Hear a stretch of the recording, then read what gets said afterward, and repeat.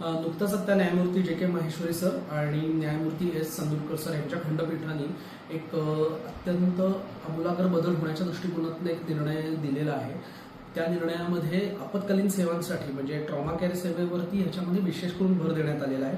कारण वेळेवरती आपत्कालीन उपचार मिळणं हा संविधानाच्या कलम 21 अंतर्गत नागरिकांच्या जगण्याचा हक्काचा महत्वाचा भाग आहे आणि तो त्यांचा अधिकार आहे असं खंडपीठाने स्पष्ट केलं आहे. कारण ट्रॉमा केअर युनिट जी आहे ट्रॉमा केअर फॅसिलिटी जी आहे ती त्याची एकसमान देशभरात रचना निर्माण करणे, जनजागृती वाढवणे आणि प्रथमोपचाराचं मानकीकरण करणे अशा पद्धतीचे ह्या बाबी अत्यंत आवश्यक आहेत असं खंडपीठाने स्पष्ट केलंय. आता 112 नंबर, आता आपल्याकडे वेगवेगळे नंबर होते. आता 100 नंबर होता आपल्याकडे, हा होता मुख्यतः पोलिसांसाठी. 101 नंबर जो आपल्याकडे आहे तो अग्निशमन दलासाठी. 108 नंबर जो आहे तो आपल्याकडे होता अँब्युलन्ससाठी. त्याच्यानंतर 102 नंबर, 1033 नंबर, 1091 असे विविध प्रकारच्या हेल्पलाईनचे नंबर हे आपल्याकडे होते. आता ते अंडर वन रूफ म्हणजे एकच नंबर आपल्याला जेव्हा अशा पद्धतीची आपत्कालीन सेवेची गरज आहे तर एकच नंबर वरती आपण कॉल करून ती घेता येऊ शकणार आहे अशा पद्धतीचे निर्देश दिलेले आहेत.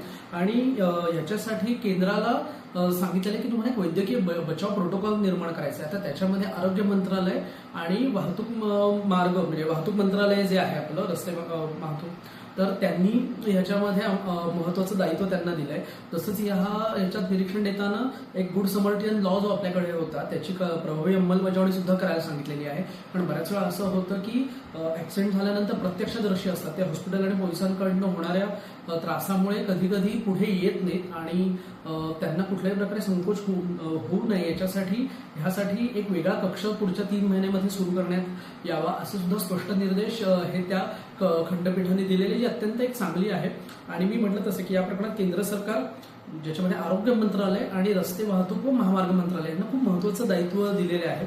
आणि हे केल्याने आता काय होणार आहे की सर्वोच्च न्यायालयाचा हा जो आदेश आहे त्या आपत्कालीन सेवांच्या क्षेत्रात ऐतिहासिक एक बदल घडवणारा ठरेल असं एक मला रस्ते अभ्यासक म्हणून वाटतं. त्यामुळे दुर्घटना असेल, आजारपण असेल किंवा इतर संकटांच्या वेळी एकाच नंबरवरती कॉल करून जो रिस्पॉन्स टाइम आहे जो पूर्वी कदाचित जो जास्त होता आता तो रिस्पॉन्स टाइम कमी व्हायला आणि वेळेत सुविधा मिळायला आपल्याला मदत होईल.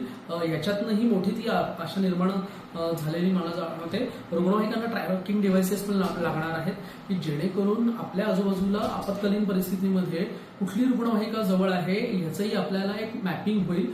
सो एक रस्ते अभ्यासक म्हणून मला हा निर्णयाचं निश्चितपणे स्वागत करावं असंच वाटतं. कारण 10 वर्षापूर्वी माझ्या घरातल्या 2 व्यक्ती मी रस्ते अपघातात गमावलेले आहेत. त्यामुळे त्याची ग्रॅव्हिटी आणि झळ काय मला पोहोचलेली आहे हे मला निश्चितपणे जाणवतं. यांनी एक खूप चांगली एकसमान यंत्रणा ट्रॉमा केअरच्या बाबतीत आपल्या देशभरात तयार होईल याची मला निश्चितपणे आशा वाटते.